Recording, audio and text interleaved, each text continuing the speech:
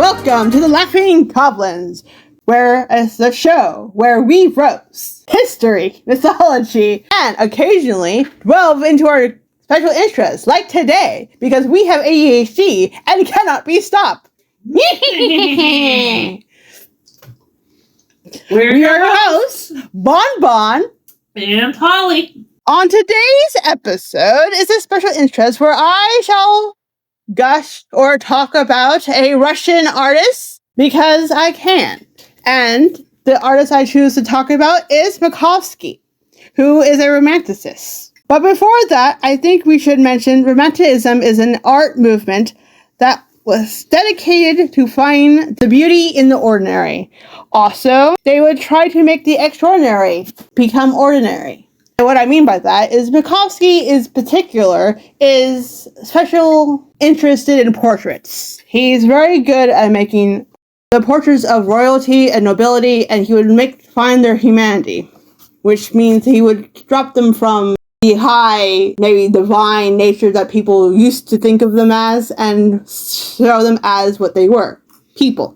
Romanticism also like to depict landscapes and show the true country, in this case Russia, because we are dealing with Russians artists, but it would be the true Russia, or the true England, or the true America, wherever they were. They wanted to show what the countryside or the citizens saw, not what was portrayed in propaganda or the like.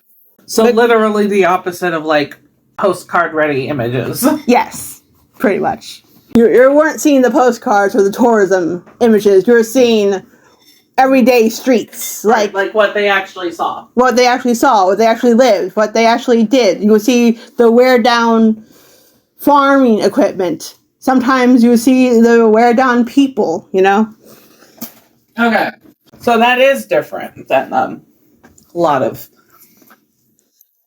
Well, the Romanticists, in Russia at least, started with different groups of people. One of the people were, and I can't pronounce this because we all know Bon Bon can't pronounce Russian or any other language, including French, so let's go! The Verensky, or the Wanderers, I'm going to call them the Wanderers because, again, I'm not going to call them things I can't pronounce, were a group of 14 students who left the Academy of the Paris Academy of Art, because every generation of artists look at the art rules, the rules that makes art, and say, that's not the rules I want to follow. I want to follow the rules over here. And that had never been done before 1863 when they walked out of their own school, ever. They were so cool in the 63s, you know, they were the 60s. This is the 1860s we're talking about. They were so hip and cool. They never, ever would break the rules over about. Now, before I get into a rant, which I will, let's move on. That wasn't a rant? No. Every generation of artists likes to think they're different, whether they be Art Deco, Romanticism, Impressionism, Bauhaus, contemporary art, where they're like, we never did this, we're gonna put people in a fountain because we're cool. I was like, cool, got it. Every piece of art, whether it's a drawing of a landscape, whether it's drawing of a person, is political. What you draw or what you choose not to draw is a statement. You can disagree with that, I don't care. We're moving on.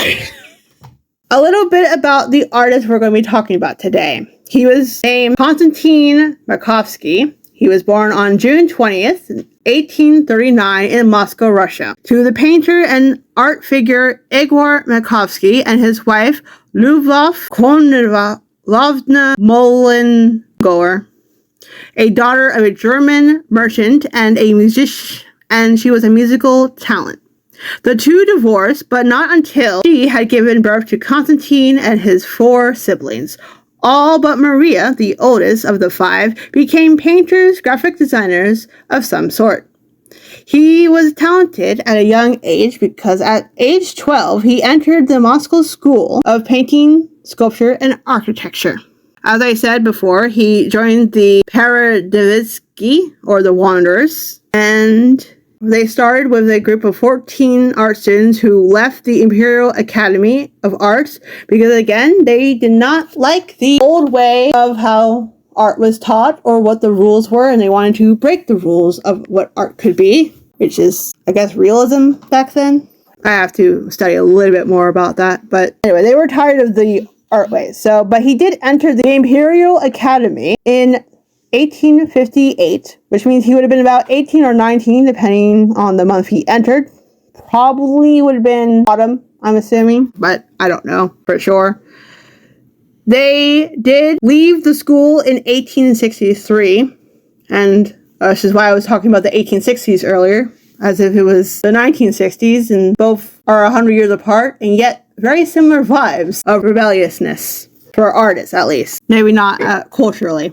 Then there was other parallels to the Romanticism movement with literary figures like Vissarion, Belinsky, and Nikolai Chernyshevsky, where they were inspired to write what they wrote, which is Belinsky thought art and literature should have more moral responsibility, and Chernyshevsky thought freeing the serfs were for freeing the serfs because there was lots of peasants around, and yeah, that was Russia in the 1860s. I was able to learn that he was married 3 times. Some suggest, when I say some suggest, I mean there was this one article that I've read somewhere that said he was happily married every time. But who knows, considering he left his second wife for his third, who was 30 years his junior. So yeah, maybe not quite happily married between second and third wife, but maybe his first wife, they were happily married. I'm not sure. I believe his third wife was Maria Alexeyevna Machatina. The marriage was like from 1819, I think she was 1869, and she died 1919, which was about 4 years after he died, but he died tragically in a tram accident involving his car. Can't find more about that. I wish there was more about that, because I would be like, an accident. Let's read. Was it an accident, or was it murder? That's my other special interest, but we're not going to go into that today. You have been warned many, many, many, many, many times. So many times. He met his third wife in 1889 in Paris, where he kept a studio. And some would say that he loved painting his third wife and the children he had with the third wife. So those are famous paintings of his around the world in collections. I think he did paint the children from the second wife. I'm not sure. I'm not sure if he had children with the first wife. There is another kid, but I'm not sure where he's from because they don't really say. He's a Makovsky. And so Maria but we do believe he did paint Yulia. Yulia was his second wife, so I do not know his first name. If you do, please comment below on Spotify or YouTube, whichever platform you're consuming this media on, because we do not know who his first wife was. This just in. We have found Makovsky's first wife. Her name is, why do Russians do this to me? Elena Timofeevna Burkova. She was maybe born in 1848. She died in 1873. She had an acting career where she took the name Elena Cherkovskova in the Imperial Theaters of St. Petersburg. Her marriage was reportedly a happy one. She drew very well, and she was passionate about music. She, like his other wives, he did paint her. In the painting that you see, she is the one wearing the blue dress, and reportedly the marriage was happy. She did die of tuberculosis shortly after the death of their son. And with that, he decided to find comfort in the arms of Julia or Yulia, depending on how it is spelled over the years. Reportedly, Elena Novifa Burkova was also the daughter of Count Elderberg, Nicholas I's court minister. She was educated in Switzerland and returned to Russia, where she worked as an actress, as I said earlier. So yeah, that's all we know about her. Konstantin Makovsky, not to be confused with his child. Speaking of children, he did have 5 of them, and he did paint them, as I said before. His second wife he had were Sergei, who became a poet and a critic, an art critic, and Elena in the late 1890s, early 1900s. And the children he had with his third marriage with Maria were also his models. And I believe Yulia did fight the children because they were not legitimized until after 1898, where he was able to get a divorce by the St. Petersburg District Court. So they were finally legitimized in 1898. But until then, they were bastard children because marriages were weird in the 1800s. Because Victorian rules. As I said, he did die in a train accident 1915. Sorry, this is a ADHD telling of his life. Anyway, to the main bits that we have all been waiting for Rambles to get to, finally. Please, can we get to the painting now? I didn't say anything, dear audience. I have been sitting here patiently. I first saw the Russian bride cap attire in 2015 when I visited the museum for an assignment for a class I was taking. I believe the class was basic drawing. Not sure. I think they wanted you to write, can you tell what we have learned in the class? And I was like, sure, I can write all about what I learned in the class and more because I have a special interest in art. My mother's also an artist. Well, not well known, but she is a great artist. She's known within her circles. Yeah, she is known within her circles, in the local circles. At first, in the museum, I wandered around looking at different pieces, like the village of Golton, painted in 1857 by Charles Francois Daubin, or the absinthe drinkers is absence. Painted in 1881 by Jean-Francois Raffaelli, or the portrait of Marie-Anne Clouzot-Durand, the artist's daughter, by Clarus Durand, painted in 1874. And there was other things that I was looking at, and I was like, nothing was... I kept coming back to the Russian bride's attire. And it is not by any means a small painting. It's a very large painting, if I remember the size. Okay. The size in inches is 110 by 147, and in centimeters, that is 279.4 by 373.4 centimeters. So it's not a very small painting. And what's interesting about it is it shows a young girl preparing for her wedding. It's just a girl surrounded by these different women. There does look like there's an older man trying to get into the room, but the room that the bride is in itself is a room just for women at the time. This is a nobleman's house that has different sections, so at the time, only women were allowed in this room for the women to prepare for the wedding.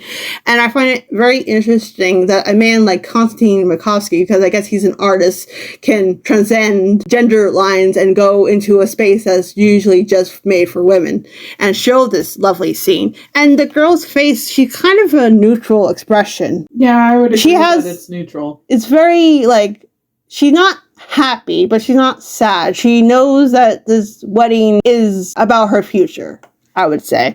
There are younger girls in the painting who are more playful or more laughing. They're more jokesy. They're probably her sisters, maybe they're her cousins. Russians had a lot of big families back then. Probably still do. I'm not Russian. I don't know. Some Russians might be like, no, we only have small families now. I don't know. I feel Catholics usually have bigger families, though. And the Russian Orthodox Church is part of the Catholic faith, so But what's also interesting is not just the people. The people are interesting. Don't get me wrong. Especially back in 2015, I was very interested in facial expressions because as a young artist who wanted to do comics and other graphic stuff, I was into facial expressions and facial and body language and movement. But it's not just the movement and the body that I was interested in. It's how Konstantin Makovsky uses light and also little details that he just spends so much time painting. You've probably seen it on screen, so you're like, why are we describing the painting? But I have to gush about this painting because this is one of my favorite paintings from like when I was a young person. And it does have a story to tell, and it tells so many different stories. It tells you the story of the man who's trying to enter the room, the women who are like, no, you're not allowed in here. Then you have the girls who maybe are too young to really understand the daunting nature of a wedding. The bride herself, what she's wearing was significant because I believe she's wearing a more lighter color. And back then, women used to wear all kinds of colors until Queen Victoria, when she got married, made white a very popular color around the world for brides. She does seem to be wearing white. Yeah, because it was painted in the 1850s, I believe. I believe I can fly. So that would have been after Victoria? Yeah. This is a very interesting reason why women wear white now and still started with Queen Victoria. Queen Victoria has a lot to blame of different things in general, but we're not going to get to her today. Darn. Because we're still in Russia with Makovsky. And the way that the light moves in the room is actually interesting too, because it has one light source in this room. It's the window. And it lights up the entire room, like almost magically. Like light just goes everywhere, but it doesn't go quite everywhere. So you do have a lot of high contrast moments. And by high contrast moments, I mean very light values and very deep dark values are used in the painting. And Makovsky uses all of it to tell the story of this noble woman or noble young lady getting married or getting prepared for marriage. And there's so many things like, yes, it had to be a big painting because otherwise you wouldn't get the fine details of the rug. I mean, you could probably try to do it in a smaller painting, but you could really do it very well in a larger painting. So I understand why it's so big. He also spends time getting the details in not a realism way, because it's not quite realism, it's not quite impressionism where he just suggests that they're there, but he does get the details of the cabinet and the table and again the rug and the ceiling itself, the ornate decorations on the ceiling and the walls and the reflection of the chandelier, and even the fine lace of the curtain is detailed, but not detailed as a realism photographic way. It's more painterly than that. More illustrated. It's like this very delicate, beautiful, romantic, shall we say, way of painting. And it's just beautiful the way he uses brushstrokes and to tell this story of all these people who are invested in this preparation.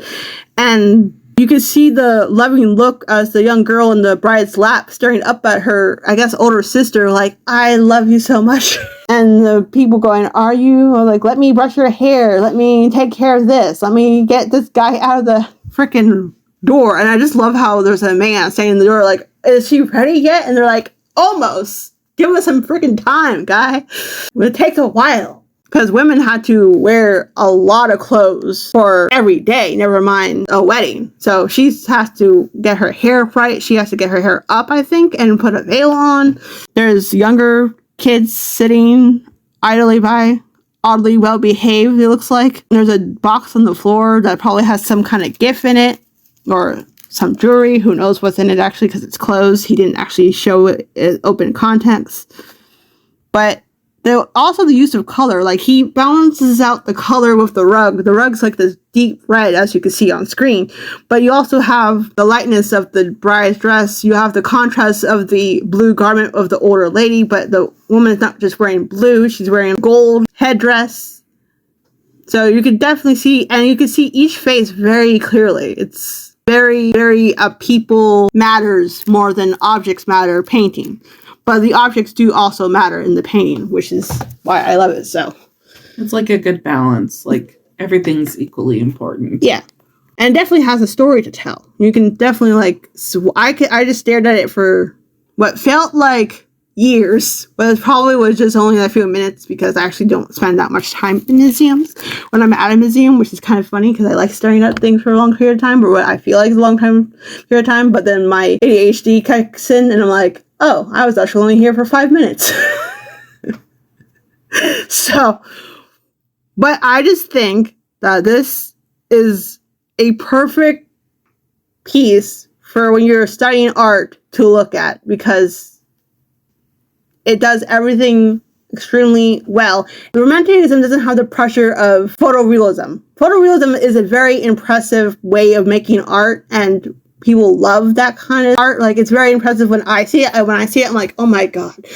The amount of time they spend on that one finger just to make it look real is so impressive. But you don't have to do that. And definitely they chose not to do that, the Romanticists.